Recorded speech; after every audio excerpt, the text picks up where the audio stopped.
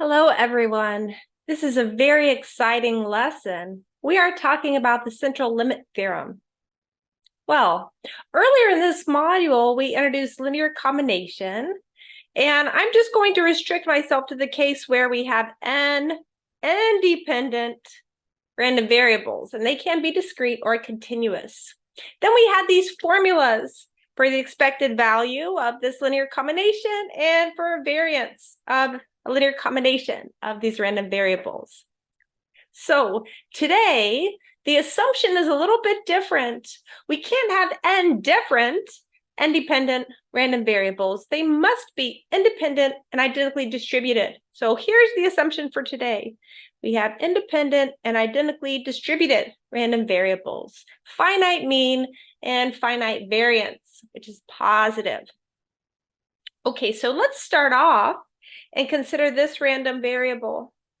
We take 1 over n times the sum from k equals 1 to n of xk. So you add them all up and divide by n. Now, we may think of this random variable as being the sample mean, where we have taken a random sample of size n from this common distribution. And that's really the right way to think about this, and the way we will think about this not only in this module, but in the future.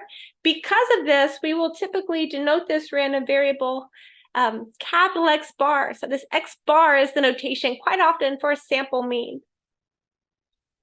Okay, important comment. You notice this X bar is a linear combination. This is important comment number 1. This is a linear combination of these independent random variables. My next 2 remarks, well, we have a linear combination of independent random variables. And so I can use what we discussed earlier in this module to calculate mean and variance.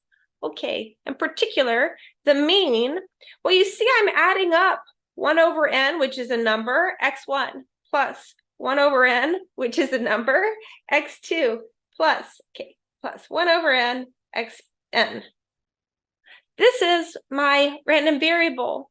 So the mean will just be, factor out the constant, and then add up these expected values. But x1, x2, x3, well, they all have the exact same mean mu.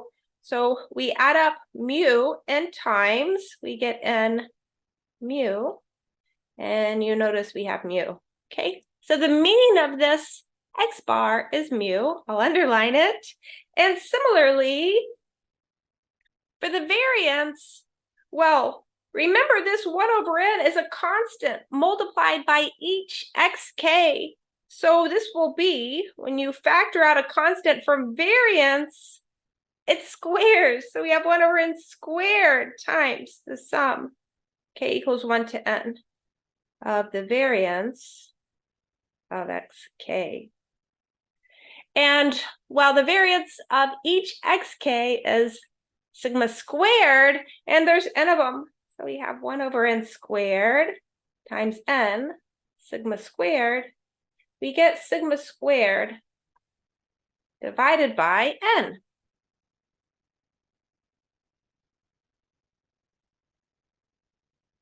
Fantastic. My next question is, what happens to this random variable as n grows very, very large? We're thinking here n is approaching infinity. Okay, well, the mean is mu, no matter the n. Well, okay, so this is approaching mu. So the mean stays fixed as n grows. However, the variance, this was sigma squared over n. This goes to 0 as n approaches infinity. So in a way, this is not, if we're looking at what happens as n grows, gets very, very, very, very large, goes to infinity, this would not be necessarily the best thing to look at, because what's going to happen is you have some mean mu and the variance goes to 0. So you're just going to get your distribution all concentrated at the mean. And it's less informative like this. Okay, so let me just change it. Let's look at a slightly different random variable, which is square root of n times this x bar, or you could write it this way. So once again, I mean, really, this is a linear combination of x1 through xn. I mean, it's also, we can calculate just based on what we know about x bar. Okay, so the mean here, the expected value of the square root of n times x bar will be the square root of n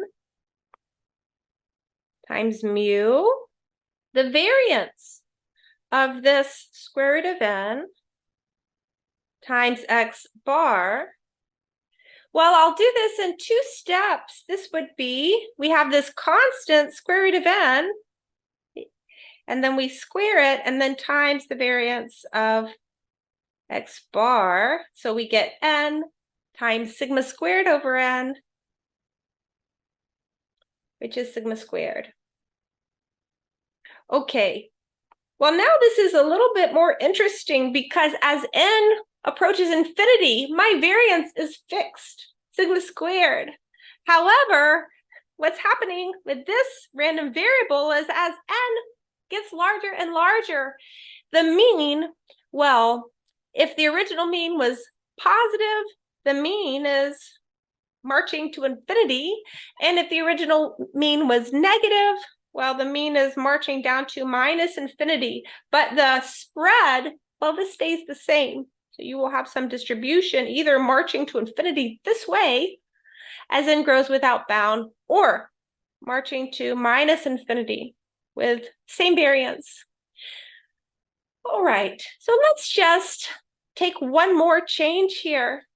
If we look at the random variable, and here's where we can say something really fantastic, where we'll finally get to the central limit theorem. Let's take the random variable, the square root of n. Instead of x bar, let's take x bar minus the mean. Now, you notice this is a linear transformation of this x bar, and in particular, the expected value now, well, this would be 0, and the variance, it would be the same as the variance of the square root of n times x bar, which is sigma squared. So now, the beautiful thing is these are the same,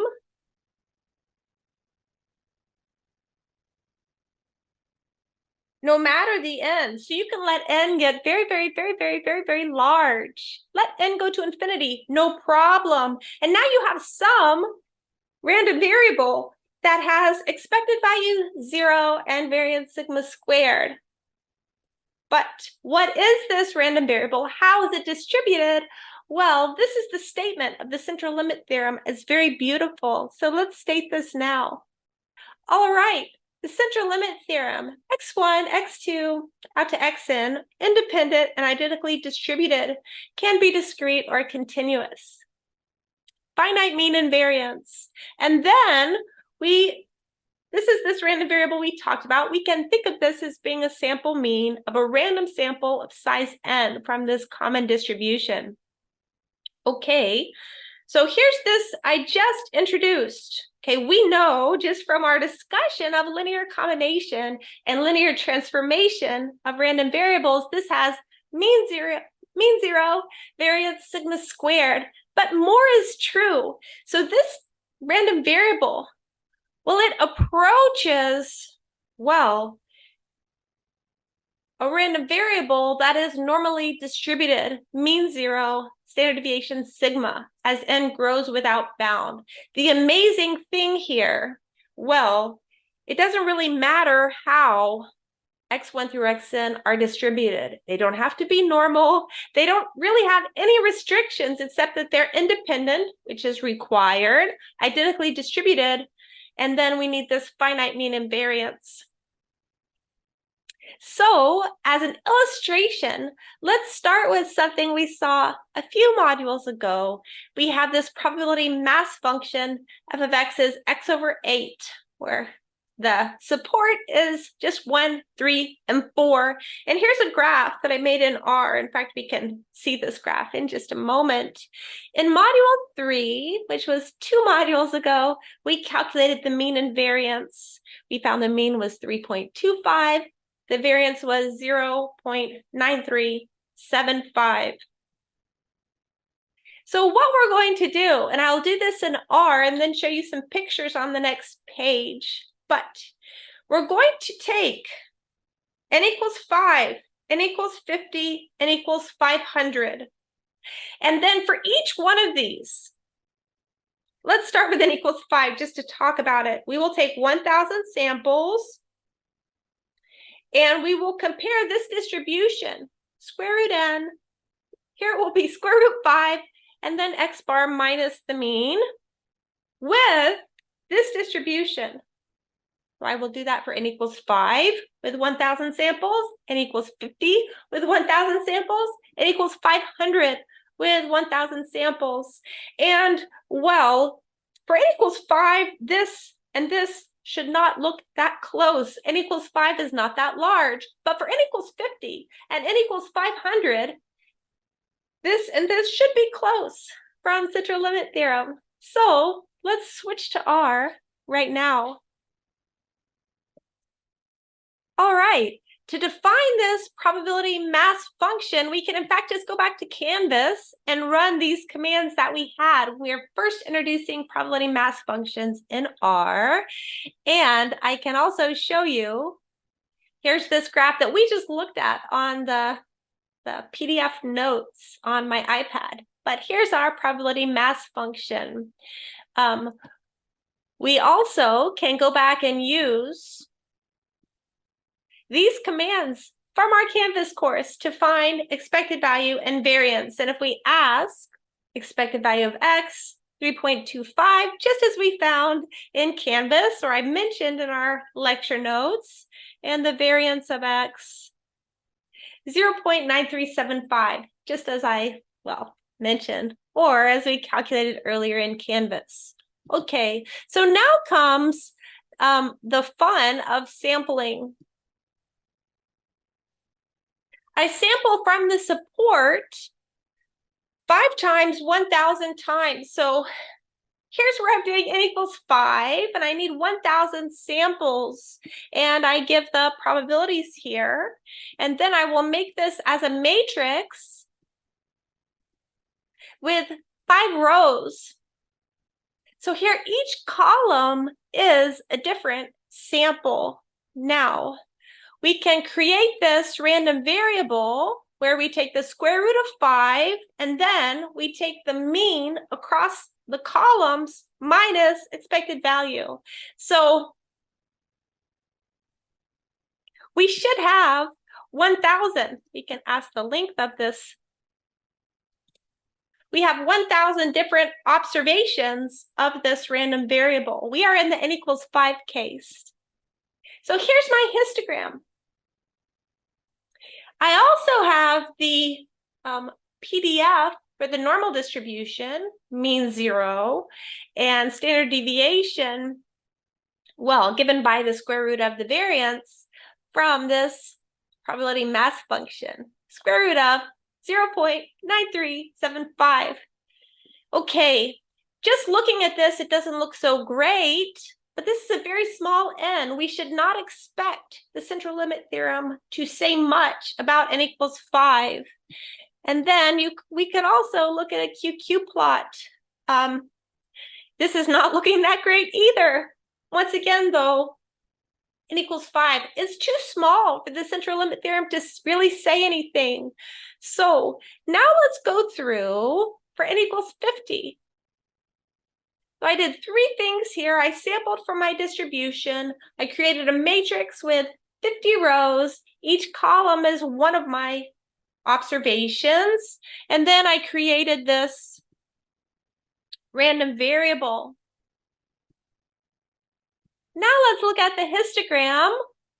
This is looking better. So here's the histogram with n equals 50 and the normal curve PDF where we have mean 0 and standard deviation, the square root of 0.9375.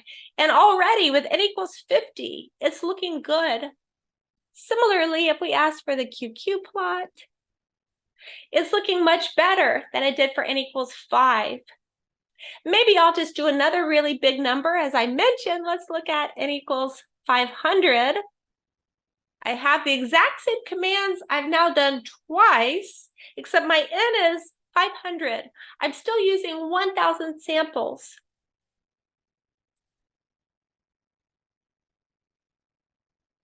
Well, this also looks very nice. Here's my histogram with n equals 500 and my QQ plot when n equals 500. But you notice even at n equals 50, we could start to see that the distribution of this square root n, x bar minus the mean, it was looking very much like the normal distribution with mean 0 and standard deviation given by the original distribution. All right, so this is not the collection of pictures we just saw. I was running that in real time. This is just a different collection of when I did this sampling on my PDF, but it's very similar to what we just saw. In that n equals 5, maybe I'll write this here. This is too small of an n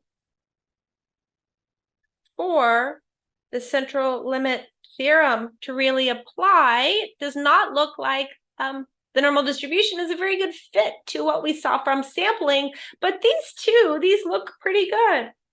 I'll just put happy faces here.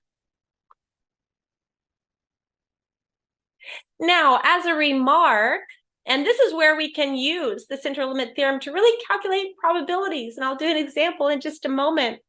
We can convert this central limit theorem back to a statement about this x bar, where we're thinking about the sample mean of a random sample of size n from a distribution.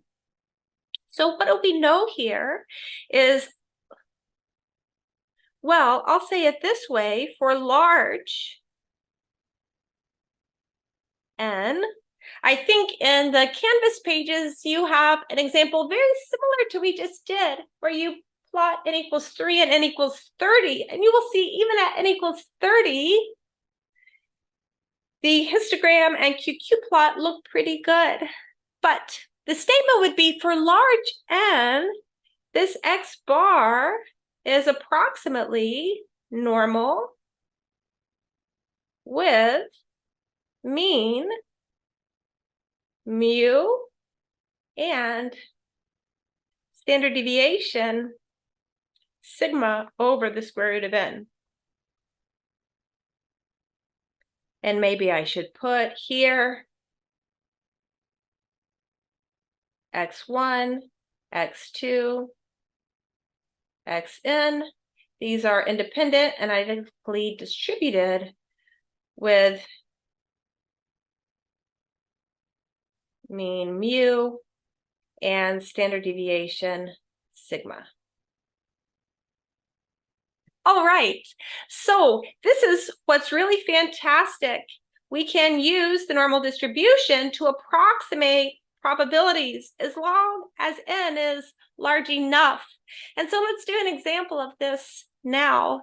Let x bar be the mean of a random sample of size n equals 40 from the exponential distribution, lambda equals 1/2. And we want to calculate the probability that x bar is bigger than or equal to 1.8 and less than or equal to 3. Wonderful. What do we know about the exponential distribution?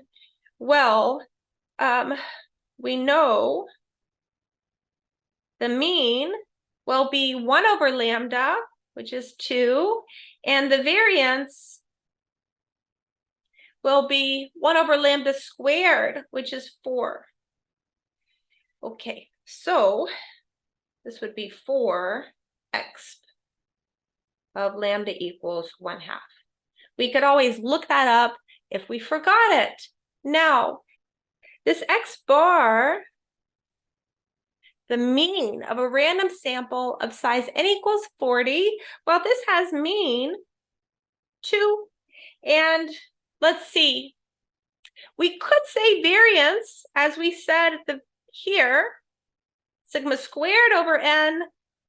We could also, as I wrote it here in terms of standard deviation, really either way. Maybe I'll do standard deviation. Standard deviation would be 2 over the square root of 40, which square root of 40 you could write as 2 times square root of 10. So this is just 1 over the square root of 10.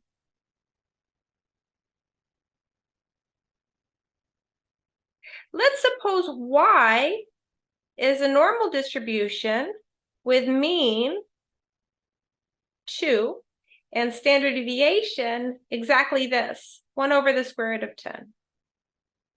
We can approximate this probability using the central limit theorem as follows. We want the probability that 1.8 is less than or equal to y is less than or equal to 3. And in R, we can calculate this. We want capital F of 3 minus capital F of 1.8. Normal distribution is continuous, so I can not worry so much as to whether this is a less than or equal to or a less than. It's fantastic. And what we want is this for this distribution. So let's switch to R now and finish this calculation. What I have entered is capital F of 3 minus capital F of 1.8, where capital F of x is a cumulative distribution function for normal distribution with mean 2, standard deviation 1 over the square root of 10. And let me write this down. This is approximately 0.7357. And I will take a screenshot of this R code and put it onto the PDF of these notes, which is right here. So this is a wonderful example. And well, this is all I have to say at the moment about the central limit theorem. Thank you so much.